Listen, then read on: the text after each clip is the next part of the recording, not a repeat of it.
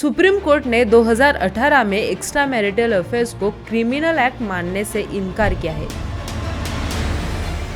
तो उन दोनों का ऑफिस में बहुत बड़ा झगड़ा हुआ और अगले ही दिन इस लड़की की बॉडी ऑफिस में मिली।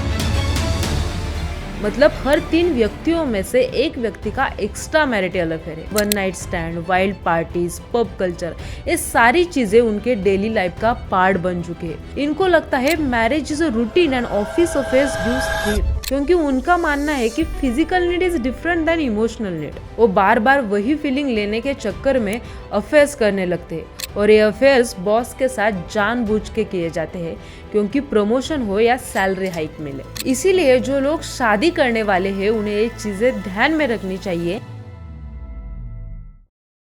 कुछ ही दिनों पहले एक घटना घटी। प्रसन्न शंकर जो एक बड़ी कंपनी के फाउंडर है, उनकी बीवी दिव्या का अनूप नाम के आदमी के साथ 6 महीने से एक्स्ट्रा मैरिटल अफेयर चल रहा था।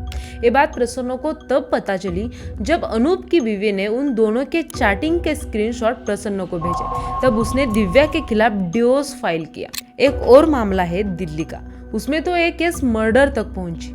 हुआ ऐसा था कि दिल्ली की एक आईटी कंपनी में एक लड़की का अपने मैरिड बॉस के साथ अफेयर चल रहा था। जब उसने बॉस से कहा कि मुझे अब इस अफेयर में नहीं रहना, मुझे सब खत्म करना है, तो उन दोनों का ऑफिस में बहुत बड़ा झगड़ा हुआ और अगले ही दिन इस लड़की की बॉडी ऑफिस में मिली। हमने ये सिर्फ 2 एग्जाम्पल देखे हैं, लेकिन कॉर्पोरेट में ऐसे कई सारे एक्स्ट्रा मैरिटल अफेयर्स हर रोज होते हैं और कई लोगों के लिए तो ये आम बात बन चुकी है। एक रिपोर्ट के अनुसार भारत के मेट्रो शहरों में कॉर्पोरेट जॉब करने वाले 36% लोगों ने उनके अफेयर्स एक्सेप्ट किए हैं। मतलब हर 3 व्यक्तियों में से एक व्यक्ति का एक्स्ट्रा मैरिटल अफेयर है और इन अफेयर्स को कई सारे लोग कॉर्पोरेट कल्चर का हिस्सा मानते हैं। ग्लिडन ने एक्स्ट्रा मैरिटल अफेयर्स के बारे में एक रिपोर्ट जारी किया था।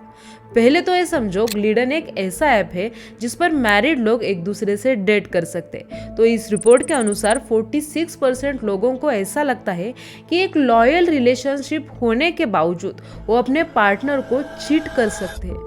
मतलब कॉर्पोरेट्स में एक्स्ट्रा मैरिटल अफेयर्स को इतना नॉर्मल माना जा रहा है। पर यहाँ एक सवाल आता है कि कॉर्पोरेट के लोगों की ऐसी मेंटेलिटी क्यों बन चुकी है?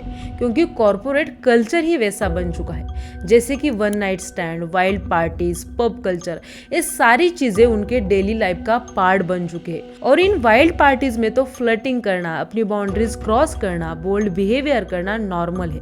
कॉर्पोरेट के ज्यादातर लोग ये आम तौर पर करते हैं और अगर कोई इन पार्टी में जाने के लिए मना कर दे तो उनको ही साइडलाइन किया जाता है। ये कहा जाता है कि तुम कितने बोरिंग हो। हमने कुछ कॉर्पोरेट प्रोफेशनल्स से बात की तो हमें समझ आया कॉर्पोरेट में एक्स्ट्रा मैरिटल अफेयर्स नॉर्मलाइज होने की कई वजह है। सबसे पहले बहुत से लोग इन अफेयर्स या चीटिंग को कैजुअल मानने लगे हैं। उनके लिए affair is a stress buster, यानी काम या घर का तनाव इन रिश्तों के जरिए कम हो जाता है। इनको लगता है marriage is a routine and office affairs gives thrill. कई लोग तो ये भी कहते हैं कि थोड़ा फ्लर्ट करना तो नॉर्मल है। यही छोटी छोटी कैजुअल लगने वाली स्ट्रेस बस्टर जैसी चीजें आगे चलकर अफेयर में बदल जाती है और उन्हें इसका कोई गिल्ट भी नहीं रहता। कई लोगों का अपने मैरिड पार्टनर के साथ रिश्ता बिल्कुल ठीक होता है और वे उनसे प्यार भी करते हैं। इसके बावजूद वे अपने ऑफिस अफेयर को नॉर्मल मानते हैं, क्योंकि उनका मानना है कि physical need is different than emotional need. बहुत से लोगों को तो फर्स्ट लव वाली फीलिंग अच्छी लगने लगती है और उनको उसकी एडिक्शन हो जाती है। वो बार बार वही फीलिंग लेने के चक्कर में अफेयर्स करने लगते हैं। और वैसे भी एक्स्ट्रा मैरिटल अफेयर्स के मामले में एक दूसरे की कोई रिस्पॉन्सिबिलिटी भी नहीं होती, ना एक दूसरे के रिलेटिव्स का टेंशन, ना बच्चों की जिम्मेदारी, और दोनों को अच्छा भी लगता है। और ऐसे में बहुत सारे एक्स्ट्रा मैरिटल अफेयर्स बढ़ने लगते हैं।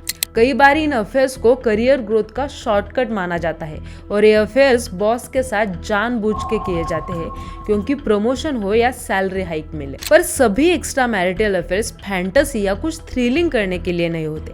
कई बार ये सिचुएशनल भी होते, जैसे कि खुद के मैरिड लाइफ में खुश न होने की वजह से। आजकल दोनों पार्टनर जॉब करते हैं तो वे 9-10 घंटे घर के बाहर ही रहते हैं, इसलिए एक दूसरे को टाइम नहीं दे पाते, तो कम्युनिकेशन गैप बढ़ता है। इसलिए इसलिए इमोशनली वो दूसरे लोगों पे डिपेंड हो जाते हैं। और बहुत बार ऐसा भी होता है कि ऑफिस का स्ट्रेस बहुत ज़्यादा होता है और पार्टनर इतने अच्छी तरीके से वे प्रॉब्लम्स नहीं समझ पाते जितने अच्छी तरीके से कलीग समझ पाते, क्योंकि एक जैसा काम होता है, एक जैसा तनाव होता है।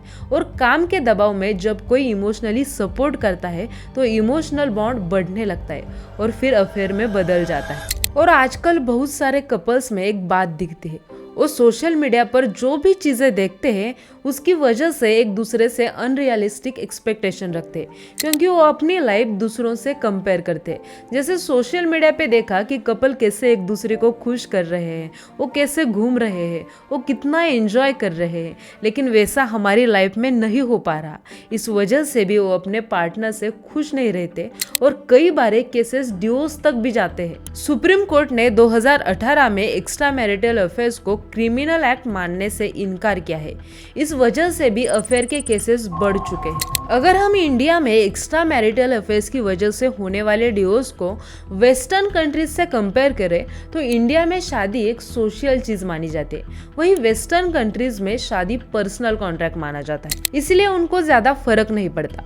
अगर इंडिया में एक्स्ट्रा मैरिटल अफेयर्स की वजह से डिवोर्स हो गए तो अपनी की हुई चीटिंग से घर वालों की समाज में बेइज्जती होती है, परिवार बर्बाद होता है, बच्चों को भी सफर करना पड़ता है। इसीलिए साइकोलॉजिस्ट के अनुसार कुछ चीजें हैं जो दोनों पार्टनर ने अपनी शादी सक्सेसफुल होने के लिए ध्यान में रखनी चाहिए। जैसे कि कभी कभी अपने पार्टनर को अच्छा लगे इसलिए छोटी छोटी चीजें करनी चाहिए जो उन्होंने एक्सपेक्ट नहीं की हो, जैसे कि कभी कभी सरप्राइज गिफ्ट दे सकते हो।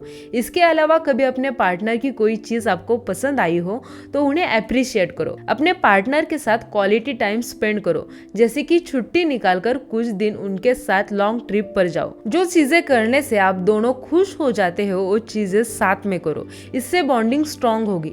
ये ध्यान में रखो कि परफेक्ट पार्टनर ऐसी कोई चीज नहीं होती, इसीलिए तुम दोनों जैसे हो वैसे एक दूसरे को एक्सेप्ट करना ही बेहतर है। इसीलिए जो लोग शादी करने वाले हैं उन्हें ये चीजें ध्यान में रखनी चाहिए कि शादी करते वक्त कास्ट, पैसा, प्रॉपर्टी ये चीज़ें देखने से पहले ये देखो कि हमारे विचार एक दूसरे से मिलते हैं क्या, हमारे वैल्यू सिस्टम एक है क्या। अपना पार्टनर अपने फ्रेंड सर्कल में, अपने माता पिता या फैमिली के साथ कैसा बिहेव करता है, इससे पता चलता है कि वो कैसा व्यक्ति है और वो अपने साथ कैसा बिहेव करेगा।